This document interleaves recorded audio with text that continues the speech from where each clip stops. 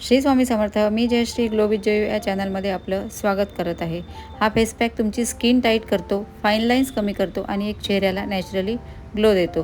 तर हा face pack आपण कसा बनवायचा हे आता आपण बघूया. व्हिडिओ शेवटपर्यंत नक्की बघा, कारण एखादी स्टेप किंवा इन्ग्रेडियंट्स मिस झाला तर पाहिजे तितका चांगला रिझल्ट दिसणार नाही. म्हणूनच व्हिडिओ स्किप न करता शेवटपर्यंत बघत चला. त्यासाठी आता सगळ्यात आधी घेतली आहे मी काकडी किसून घेतली आहे. काकडीमध्ये भरपूर प्रमाणात पाणी असतं आणि कूलिंग प्रॉपर्टीज असतात, ज्यामुळे आपली स्किन हायड्रेट राहते, पोअर्स टाईट होतात आणि चेहऱ्यावरचा डलनेस कमी होतो. तुमची स्किन फ्रेश आणि टवटवीत दिसायला लागते. त्याच्यानंतर घ्यायचं आहे आपल्याला थोडंसं बेसन. बेसनसुद्धा एक नॅचरल क्लिन्झर आहे, जो स्किनमधली घाण, ऑइल आणि डेड स्किन काढून टाकतो. त्याच्यानंतर घेतला आहे मी आंबी हळद. मी कुठल्याही फेस पॅकमध्ये आंबी हळद टाकतेच. आंबी हळदीमध्ये अँटीबॅक्टेरियल प्रॉपर्टीज आहेत, त्याच्यामुळे जे पिंपल्स, काळे डाग आणि सूज कमी करायला मदत करते. तशी स्किनसुद्धा आपली नॅचरली ग्लो करते. आता हे साहित्य सगळं एकत्र व्यवस्थित मिक्स करून घ्यायचं आहे. जसं जसं आपण टाकत जातो तसं ते प्रॉपरली मिक्स करत जायचं. पहा किती छान व्यवस्थित मिक्स झालेलं आहे. आणि थोडं पातळ किंवा घट्ट झालं असेल तर वरून काकडीचा रस टाकायचा, नंतर थोडं बेसन टाकायचं. आता थोडं दही घ्यायचं. दही जर कोणाला सूट होत नसेल तर ते स्किप केलं तरी चालेल, किंवा थोडा तुम्ही याच्यामध्ये लिंबूचा रस जर सूट होत असेल ते सुद्धा टाकलं तरी चालेल. आणि परत एकदा छानपैकी व्यवस्थित मिक्स करून घ्यायचं. आता मी याच्यात ॲड करणार आहे 4 ते 5 थेंब बदामाचे तेल. बदाम तेलामध्ये व्हिटॅमिन ई भरपूर प्रमाणात असतं, जे स्किनला डीप नरिशमेंट देतं आणि आपल्या चेहऱ्यावर जे ड्रायनेस आला असेल ते सुद्धा ते कमी करतं. म्हणजे फाईन लाईन्स आणि व्रिंकल्स हळूहळू कमी करायला मदत करतं. स्किनला सॉफ्ट आणि स्मूथ बनवतं. तुम्ही याच्यामध्ये नसेल बदाम ऑइल तर व्हिटॅमिन ई कॅप्सूल टाकली तरी चालेल. आता पहा हे किती छान सॉफ्ट झालेलं आहे. तर आपला हा फेस पॅक आता तयार आहे. आता हा उरलेला काकडीचा रस आहे तो सुद्धा आपल्याला एका बाउलमध्ये काढून घ्यायचा आहे, कारण आपल्याला या काकडीच्या रसानेच चेहरा क्लीन करायचा आहे. त्यामुळे मी आता हा काकडीचा रस पूर्ण काढून घेतला. आणि एक कॉटन घेऊन आपला चेहरा स्वच्छ पुसून घ्यायचा आहे, जेणेकरून आपल्या चेहऱ्यावर जे कॉस्मेटिक्स असेल, डस्ट असेल ते सगळं निघून जाईल. तर मी आता इथे छानपैकी चेहरा स्वच्छ करून घेत आहे. काकडीचा रस म्हणजे नॅचरल टोनर आहे, जो स्किनला इन्स्टंटली फ्रेश आणि ग्लोईंग बनवतो. म्हणून हा आपण काकडीच्या रसानेच चेहरा क्लीन करून घेत आहे. आता चेहरा क्लीन झाल्यानंतर अजून परत एक कॉटन घ्यायचा कोरडा आणि त्याने आपला चेहरा अजून व्यवस्थित क्लीन करून घ्यायचा, पुसून घ्यायचा. पण एकदम ड्राय नाही करायचा आपल्याला, परत त्याच्यावरती काकडीचा रसच लावायचा आहे. आता चेहरा खूप स्वच्छ झालेला आहे. आता आपल्याला फेस पॅक अप्लाय करायचा आहे याच्यावरती. पण त्याच्या आधी जो आपला काकडीचा रस उरलेला आहे तो परत आपल्या चेहऱ्याला लावून घ्यायचा आहे, कारण कुठलाही मास्क लावायच्या आधी चेहरा ओला करणं मस्ट आहे. त्यामुळे मी काकडीच्या रसाने चेहरा ओला करून घेत आहे. आणि आता आपल्याला लावायचा आहे हा फेस पॅक.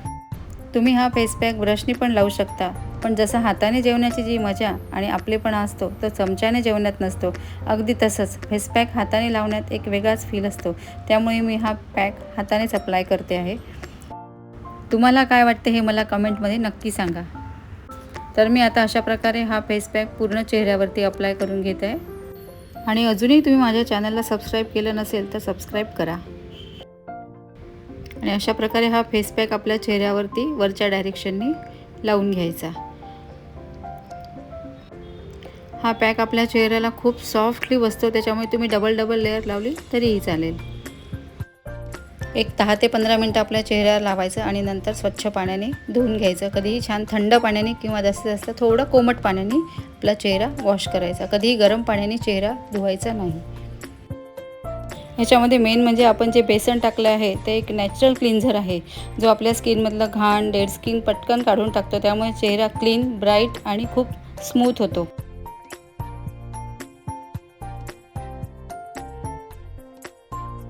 आणि आता इथे काकडीचे 2 स्लाईस घेऊन छान डोळ्यावरती ठेवायचं, की आपल्या डोळ्याला पण छान थंडावा जाणवतो आणि छान 15-20 मिनटं आराम करायचा.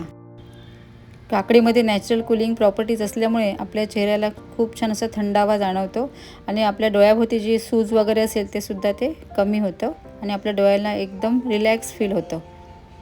तुम्ही जोपर्यंत फेस पॅक ठेवलेला आहे तोपर्यंत तुम्ही काकडीचे स्लाईस डोळ्यावर ठेवू शकता.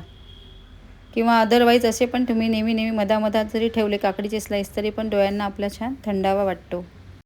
आता इथे हा फेस पॅक पूर्णपणे वाळलेला आहे। तुम्ही काकडीचा रस घेऊन परत तो ओला करून क्लीन करू शकता चेहरा, किंवा नसेल तर साधं पाणी लावलं तरी चालते, किंवा रोज वॉटर स्प्रे केला तरीही चालेल। पण कोरडा फेस पॅक काढू नका, थोडं त्याला ओलं करा आणि नंतरच फेस पॅक पूर्णपणे काढून घ्या, थोडी मसाज करून, जेणेकरून सगळी डेड स्किन, धूळ, डस्ट पूर्ण आपल्या चेहऱ्याची निघाली पाहिजे। तुम्ही बघू शकता चेहरा किती क्लीन आणि सॉफ्ट झालेला आहे। सगळी धूळ, डस्ट आपल्या चेहऱ्यावरचं सगळं निघून गेलेलं आहे आणि हाताला पण खूप सॉफ्ट वाटते। तुम्ही एकदा नक्की ट्राय करा। आपण आपल्या धावपळीच्या लाईफमध्ये इतकं व्यस्त झालेलं आहे की आपल्या चेहऱ्याची, आपल्या हेल्थची काळजी घेणंच आपण विसरून गेलेलो आहे। त्यासाठीच आपल्याला थोडासा वेळात वेळ काढून हे नक्की करायचं आहे। पार्लरमध्ये हजारो रुपये खर्च करण्यापेक्षा आणि आपला वेळ घालवण्यापेक्षा रोज फक्त 15-20 मिनिटं स्वतःसाठी काढा, तुमची स्किन नॅचरली ग्लो करायला लागेल। आणि आता मी इथे छान चेहरा क्लीन करून घेतलेला आहे। तुम्ही कुठलंही तुमचं मॉइश्चर लावू शकता, अदरवाईज मी नेहमी सांगते तुम्हाला ॲलोव्हेरा जेल खूप छान आहे, तुम्ही ॲलोव्हेरा जेल पण आपल्या चेहऱ्याला लावू शकता। मॉइश्चर लावल्यामुळे आपली स्किन सॉफ्ट होते, त्याच्यानंतर ब्लड सर्क्युलेशन वाढतं। त्याचमुळे कुठलंही फेस मास्क लावल्यानंतर मॉइश्चर जरूर करत जा। बघा आपली स्किन किती सुंदर आणि सॉफ्ट झालेली आहे।